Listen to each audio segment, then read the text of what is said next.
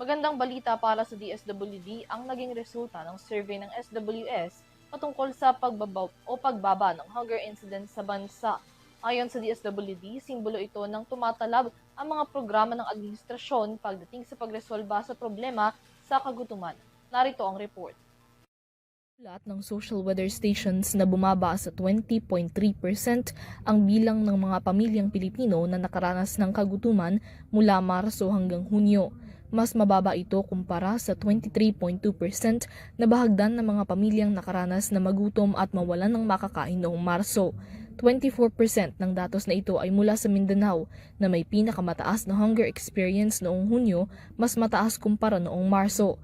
Sinundan ito ng Visayas na may 22.3%, Metro Manila na may 21% at 17.3% sa Balance Luzon na pare-parehong bumaba ang bilang sa nakalipas na 3 buwan.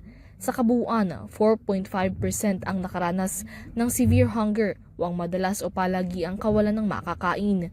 15.8% naman ang nakaranas ng moderate hunger o ang minsang nakaranas ng pagkagutom.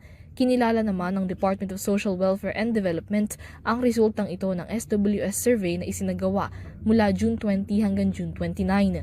Ayon kay DSWD spokesperson Assistant Secretary Irene Dumlao, ang resultang ito ay ipinapakita na nararamdaman ng mga Pilipino ang mga hakbang at programa ng pamahalaan laban sa kagutuman.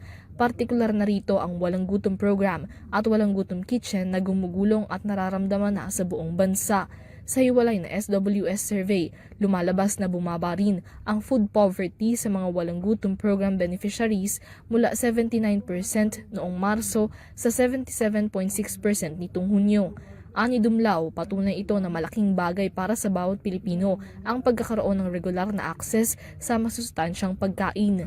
Dagdag niya, ang mga resultang ito ng SWS survey ay makatutulong din para sa mas pagpapabuti pa ng mga programa ng pamahalaan laban sa kagutuman. Para sa EuroTV News, Mia Layagin, sumasaludo sa bawat Pilipino.